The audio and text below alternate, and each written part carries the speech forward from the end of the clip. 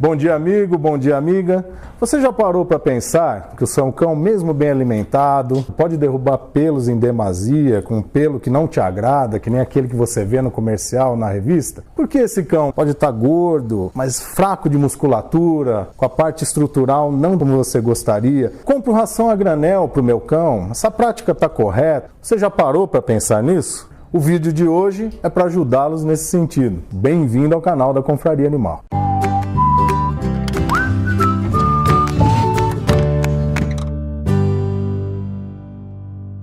Muitos clientes aqui na rotina da clínica nos procuram, queriam um cachorro mais bonito ou mais saudável, faz de tudo por conta disso e não consegue atingir o resultado. Muitas vezes esses problemas estão relacionados à nutrição que você fornece. O primeiro esforço para se constituir um alimento mais completo, de qualidade, ele surgiu por volta de 1860, quando o Spratz fez o primeiro bolo para cães. Um ensaio do que seria a ração hoje. A partir da década de 20, surgiram as rações em lata. Até hoje, nos Estados Unidos principalmente, são as que têm maior aceitação de mercado. Então, a ração enlatada, úmida. Na década de 40, as latas passaram a ficar mais difíceis. Os soldados recebiam o alimento enlatado, o metal também ficou mais complicado pela fabricação de munições, armas, etc. E a ração seca passou então a figurar dentre as rações mais utilizadas. Por volta de 1960, aí sim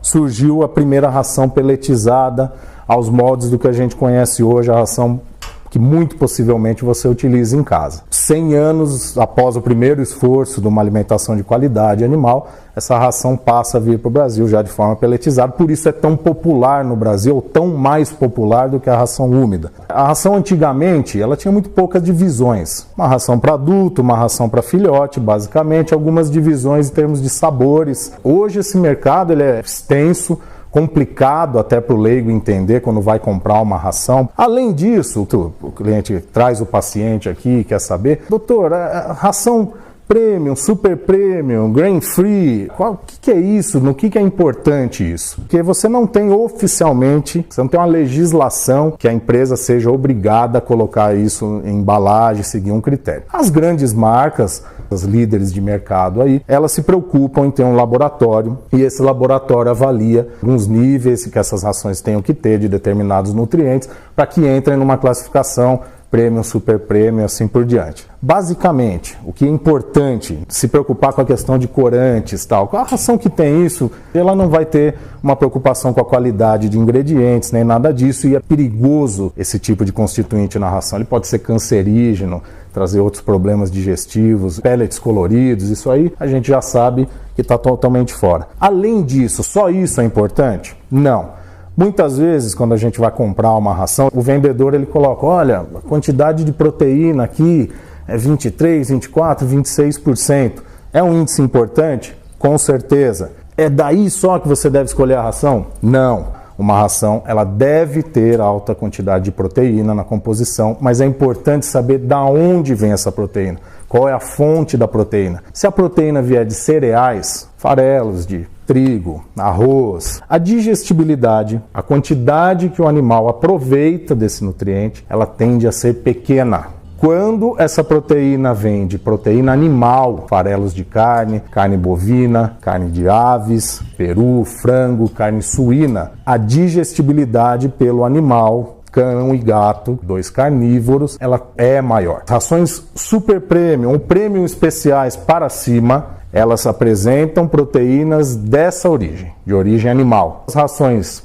standard, às vezes chamadas de premium, que na verdade nem deveriam, elas têm na composição geralmente a base de cereal. E aí a grande diferença. Levem esse conceito, isso é muito importante na escolha da ração. Isso faz um pelo brilhante, um pelo liso, um animal de estrutura corpórea, carcaça firme, rígida, musculatura no lugar, articulações saudáveis. A pessoa fornece a ração na quantidade exigida tal e não tem a resposta. Muito provavelmente seja o seu caso. Você está me assistindo agora, pensando, poxa, faz sentido, né? Às vezes uma ração com propagandas imensas, não é porque tem um artista de televisão ou fazendo propaganda que a ração é boa. Nem sempre isso é verdadeiro. Tomar cuidado, procurar o técnico para que te ajude nisso. Via de regra, de novo, prêmios especiais para cima, que eu considero os melhores custo-benefícios do mercado. Porque se comparadas a standard, a quantidade que deve ser fornecida, ela é muito menor. Então, no final da história, na ponta do lápis, o saco é mais caro, mas tendo que ser fornecido menos, ela acaba saindo o mesmo preço ou até mais barato. E com a qualidade para o cão excepcional, longevidade, que o cão chegue à fase idosa com saúde, né? As ações hoje mais modernas, as ações consideradas top aí no mercado, elas batem no que a gente chama hoje de alimentação de baixa glicemia. A quantidade de açúcar no sangue baixa. Isso para o animal carnívoro, gato e cão, é de suma importância. Os cereais, eles fazem com que a glicemia aumente muito. Pensando nas ações mais baratas, quanto menos cereal você tiver, mais você vai estar fornecendo ao animal uma dieta de glicemia mais baixa. No que isso vai ajudar na prática? Você vai ter um animal com a chance de obesidade muito menor e as doenças metabólicas, como exemplo maior de todos, a diabetes. Outro fator importante é com relação às fases da vida relacionado às rações. A ração de filhote é extremamente importante. Vocês vão ter um gráfico aqui na tela, vocês vão verificar que são várias ondas de crescimento. O que representa isso? Os diferentes tipos de tecido, tecidos neurológicos, tecido ósseo, ligamentos, com crescimento exponencial primeiro de tudo. Quando o animal está compridão, né, geralmente assim, principalmente os cães grandes, animais de grande porte, como bovinos, equinos, seguem essa mesma lógica. Você vê que ele é comprido bem fino. Por quê? São os tecidos que vêm primeiro e eles necessitam muito de proteína. Logo depois você tem a musculatura, que também é muito necessitada de proteína. E no final de tudo é o acúmulo de gordura. A ração ela deve trabalhar de acordo com esse gráfico. O animal, filhote, ele precisa de mais proteína e de energia também, porque ele consome mais energia. Então aí a diferença, a fase de filhote, qualquer espécie que seja, a mais importante, onde você tem que mais caprichar, vamos falar assim, são nos momentos iniciais da vida. Porque é aí que você vai constituir o corpo do seu animal, até ele atingir a maturidade. Daí para frente, você consegue fazer muito pouco, vai conseguir mais o acúmulo de gordura, mais ou menos, trazer musculatura pela hipertrofia, não mais pela hiperplasia. Você consegue aumentar a musculatura, mas não gerar mais musculatura. Caprichar desde o começo, depois que o jogo está perdido, a gente vai conseguir reverter muito pouca coisa. Aí você vai ter as rações, né, da idade adulta, que aí você tem ou a ração adulto normal, vamos chamar assim, seja ela prêmio, super prêmio, orgânica, mas a ração adulta, e você tem as rações de problemas específicos, não entrando ainda nas nutracêuticas, mas, por exemplo, se o seu animal tem uma sensibilidade de pele, as rações para essa finalidade. Sensibilidade gastrointestinal, você tem hoje rações para essa finalidade. Ou você tem um animal que tem como característica passar do peso, ou tem um metabolismo mais baixo, que não chegue a ser uma doença metabólica, mas que tem esse problema, você tem rações light, por exemplo. Podem ser utilizadas também animais castrados. Esse animal tendendo a engordar pode entrar numa ração light dessa maneira. Hoje, a geriatria é importantíssima na clínica de pequenos animais. Mas há algum tempo atrás, os animais tinham uma longevidade muito pequena, ou seja, eles não atingiam idades como hoje, que nós temos pacientes aqui de 22, 23 anos, cães de grande porte de 17, 18 anos, coisas impensáveis antigamente, mas que estão muito relacionadas à nutrição. Então, nada mais justo que as rações específicas para idoso. E o animal idoso, via de regra, ele passa a ter absorção de nutrientes reduzida, ele passa a consumir musculatura, né? É comum você ver o cão idoso, aquela musculatura que você, poxa, o animal é tão forte, tem aquela musculatura fraquinha e tal. A ração volta a ter aportes, principalmente energéticos, maiores, que é para compensar essa absorção ou esse consumo maior de matéria. Depois de tudo isso, todas essas informações, é importante agora o que fazer com a ração em casa. O nome disso, técnico, é arraçoamento, nada mais é do que a maneira como você vai fornecer para o seu animal. Então, dentre as principais dúvidas é quantas vezes ao dia isso deve ser feito. Mais antigamente, um pouco, até surgiu uma corrente que acreditava que dando ração uma vez ao dia seria o suficiente ou até o correto a fazer com o animal. A ideia era que você, comparando aos canídeos selvagens, aos lobos, por exemplo, você teria o animal passando 2, 3 dias sem se alimentar, então que o metabolismo desses animais seria muito parecido com o dos nossos canídeos domésticos. O que se observou na prática é que muitos animais, por conta desse manejo, passaram a apresentar gastrites, às vezes, vômito. Acredita-se hoje, como o animal fica mais preso, ele tem menos atividade, ele passa a ser mais ansioso. A ansiedade ajuda nesse mecanismo, então, principalmente estomacal, com a questão do ácido clorídrico, e esse estômago vazio, então, por muito tempo, seria problemático.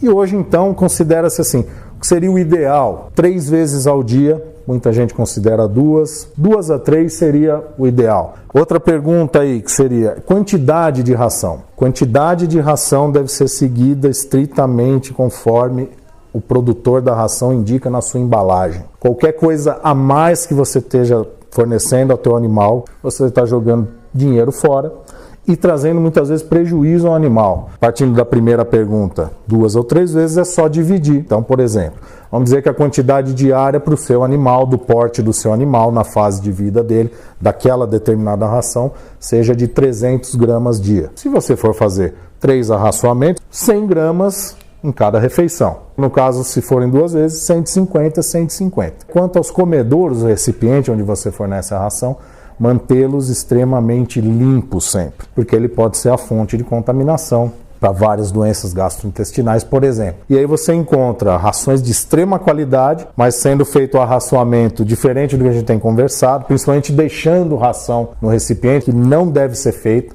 A quantidade deve ser colocada, que o animal não consumir, retirado. Essa ração pode sofrer ação de insetos, de própria intempérie climática, aves que vêm comer e defecam na ração e podem trazer problema para o seu animal. Então, basicamente, são essas 3 dicas. Respeitar o que o fornecedor da ração coloca na embalagem. 2 a 3 vezes ao dia, mantendo os recipientes sempre limpos, não tem segredos. Não poderíamos deixar de abordar um assunto que é polêmico, que é a ração a granel. Ração a granel, para quem não sabe, são aquelas rações que elas ou estão no saco, ou num tambor, ou naquele chamado pet box, que é aquele móvel com compartimentos onde é colocada a ração. Mesmo a ração que está no saquinho plástico, fora da embalagem original, também seria a ração a granel. Essa prática é proibida pelo Ministério da Agricultura, Pecuária e Abastecimento. E já por ser uma prática proibida, considero que não deveria nem ser polêmica. Acho que ela deveria ser extinta. A ração a granel, primeiro, ela está fora da embalagem. Estando fora da embalagem, você não tem a informação nutricional, ela não tem o que é principal, a validade da ração. Você não sabe aquela ração que você está comprando é nova, é velha, é recém-produzida, está ali há quanto tempo. Tão importante quanto a embalagem da ração, ela é desenhada ou desenvolvida daquela maneira para que a constituição da ração seja mantida. O que quer dizer isso aí?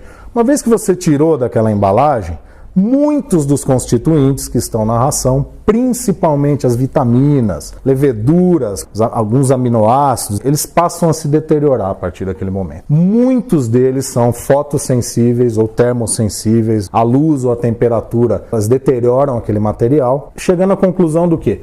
Na verdade, quando você compra a ração a granel, você já não está comprando aquela ração que está dentro do saco. Ela não é mais aquele produto. Quando a gente era pequeno, na minha infância, era comum você ir ao supermercado e ter aquela ilha. Parecia muito com um pet box que a gente encontra hoje na agropecuária.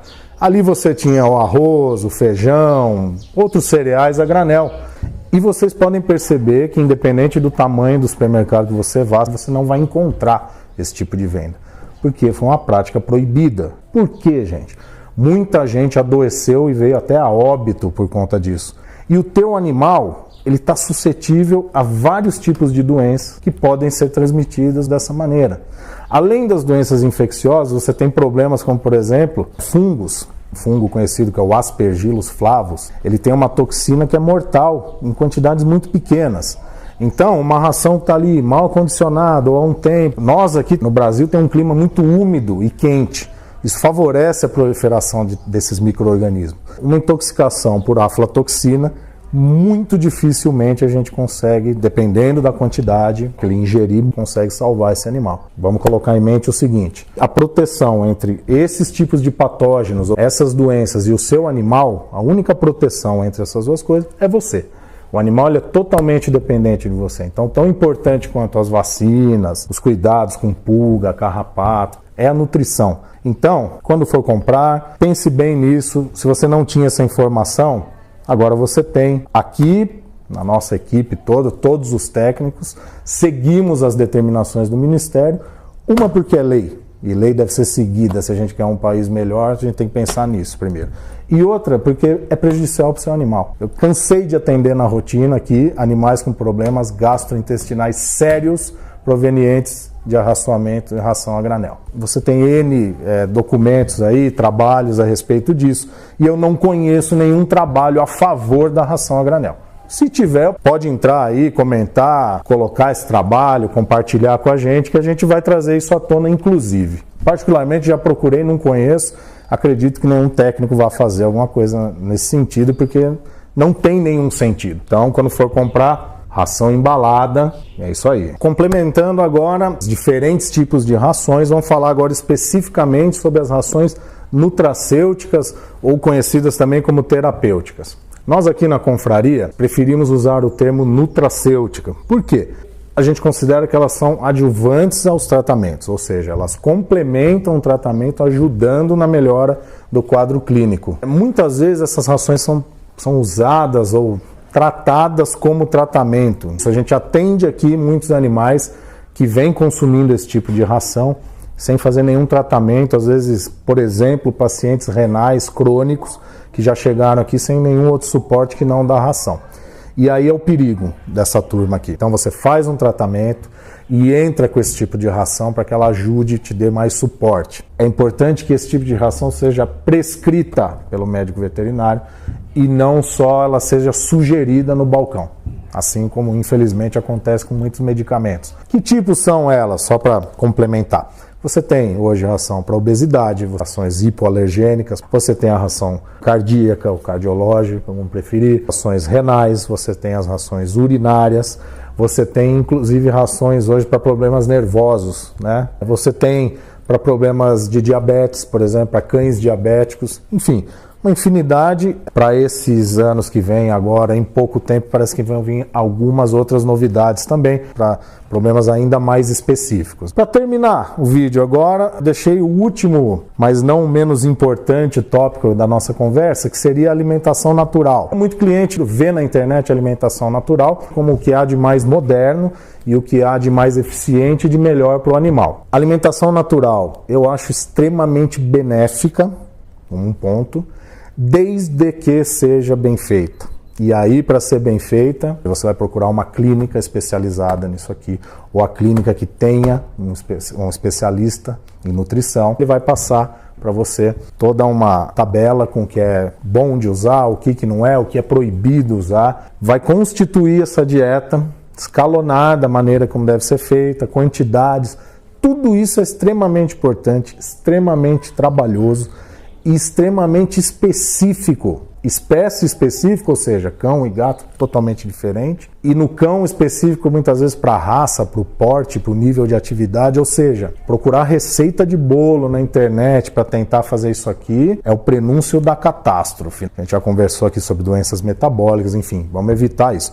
Então, pode ser extremamente benéfica, desde que feita da forma correta. Então, isso vai requerer recurso financeiro, que você vai ter que procurar esse profissional. E ele, depois que instituir essa dieta ou essas dietas, ele vai ter que acompanhar esse paciente para ver se está certo, se está errado, de que maneira respondeu. E se você está disposto a fazer esse tipo de dieta para o seu animal, você tem que pensar que os produtos devem ser como para nós, frescos, mantidos em geladeira. Então você vai ter que reservar um espaço do seu refrigerador, do seu freezer, ou até ter um freezer a mais só para o seu animal. E o tempo, principalmente, você vai ter que preparar as refeições como você estaria preparando para o seu filho, por exemplo, porque senão você passa a fazer mal para o animal. Pensando em tudo isso, a gente chega à conclusão seguinte: optando pela alimentação natural, com certeza, fazendo ela da maneira correta, ela vai custar mais cara que a mais cara das rações importadas que você encontrar no mercado. Então você deve pesar. Aí, você está preparado para esses impactos, para o impacto financeiro, para o tempo?